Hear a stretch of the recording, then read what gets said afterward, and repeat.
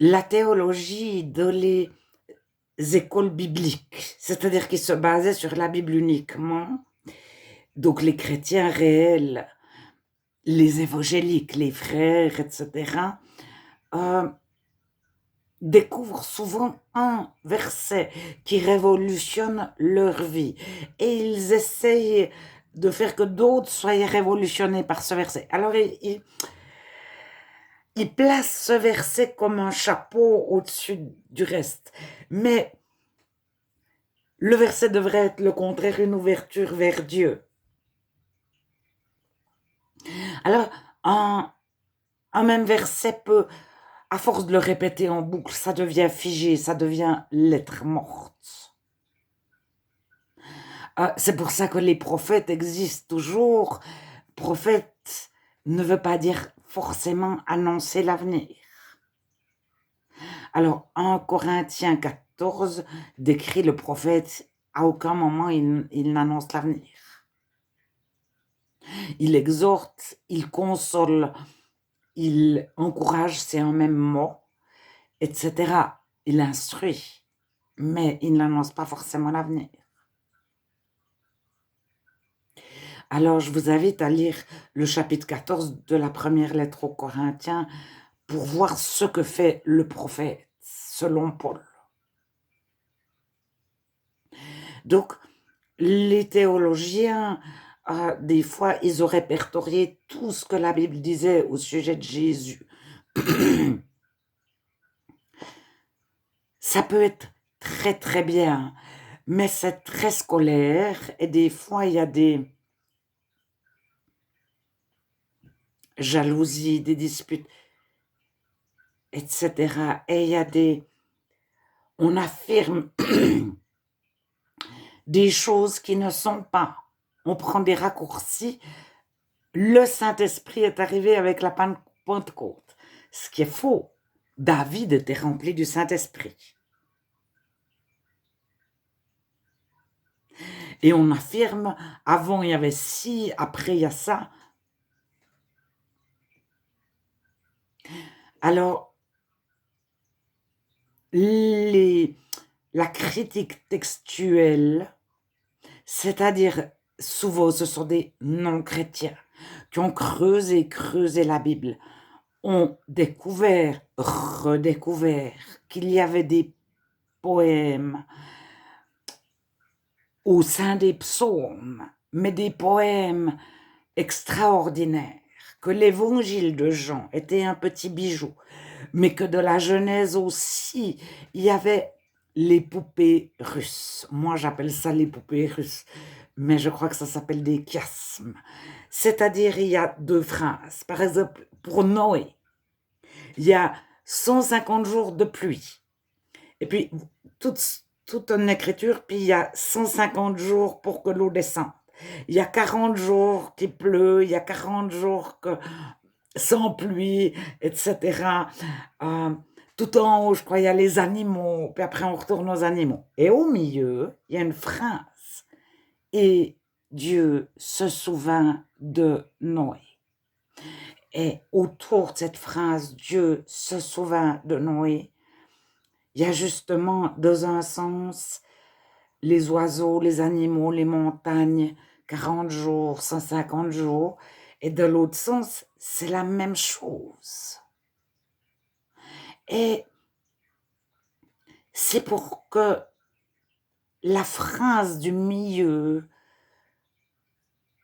ressorte, c'est l'essentiel. Dieu se souvint de Noé. Donc c'est au milieu du déluge et ça peut nous parler à nous, à toutes les époques. Au milieu de notre déluge à nous, Dieu se souvient de nous.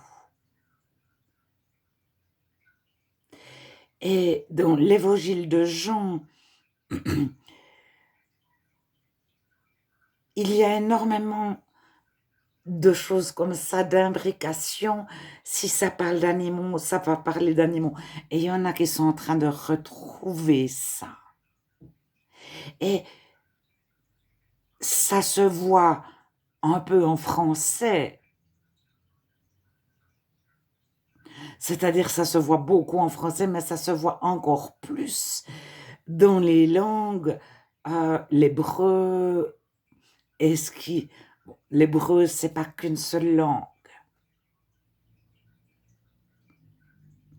L'araméen, c'est l'hébreu qui a évolué, comme on dirait le vieux français, le français.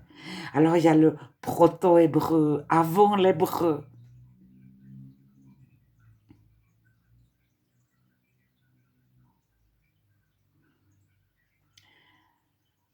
Alors, je voulais revenir sur notre cœur et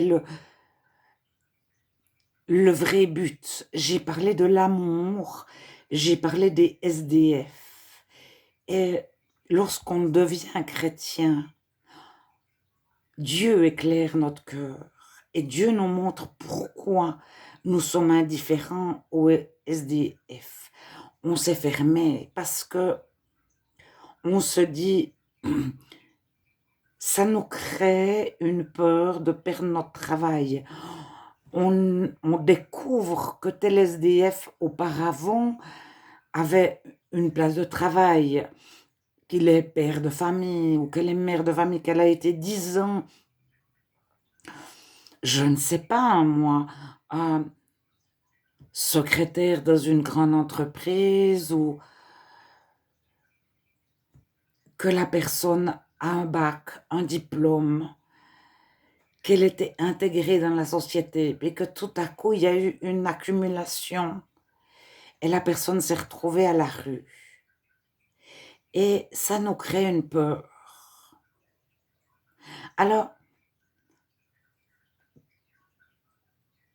Dieu, lorsqu'il nous montre cette peur-là, il nous montre en même temps sa protection, son amour. Il nous donne la foi, d'avoir confiance en lui. Il nous met jamais notre cœur à la lumière pour que ça nous fasse mal. Au moment où Dieu met notre cœur à sa lumière, il nous montre nos vraies motivations, nos vraies raisons qui nous ont poussés à nous faire fermer, nos vrais ressentis. Mais on ne se retrouve pas à vif, comme un écorché vif, on se retrouve avec l'amour de Dieu. Et Dieu remplace nos peurs par la foi. Il remplace le mépris qu'on a envers les autres ou envers nous-mêmes par son amour. Et ainsi de suite.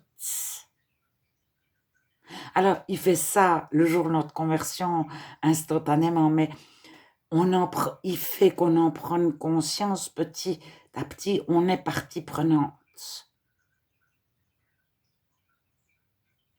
Mais aucune théologie ne mène à ça.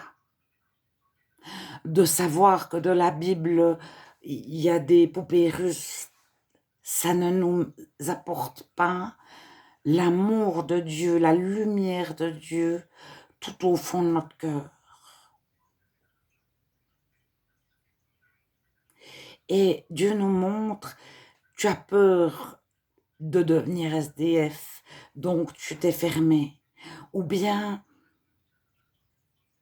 tu viens à leur secours pour te rassurer et te dire que si un jour, toi, tu es dans une situation, d'autres viendront à ton secours.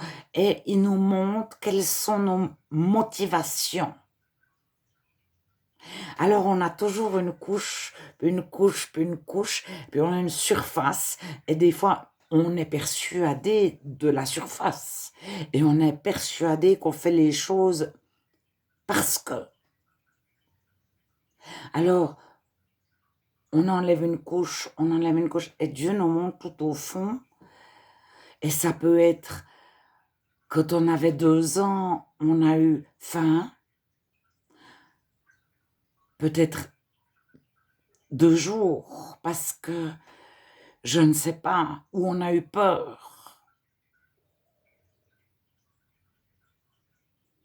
Et nos parents ne le savent peut-être pas même.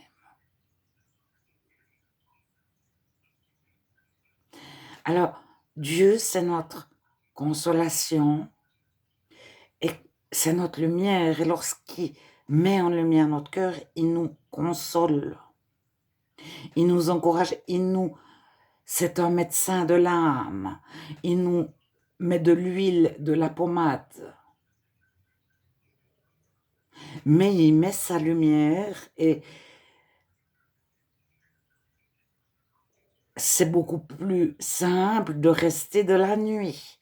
Mais Dieu essaye avec chaque personne d'atteindre son cœur. Avec tous les êtres humains, Dieu visite chacun. Et les êtres humains, c'est des fois beaucoup plus facile de dire Dieu n'existe pas. Parce qu'on se voit tel qu'on est.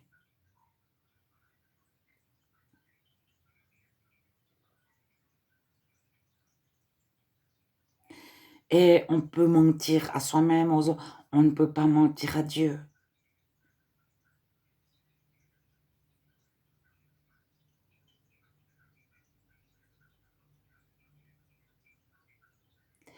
Alors, avec n'importe quelle Bible, n'importe quelle traduction de la Bible, Dieu arrive à nous consoler, à mettre notre cœur à sa lumière,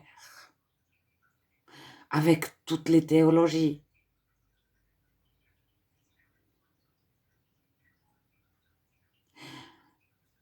Toutes les théologies sont une porte ouverte à Dieu.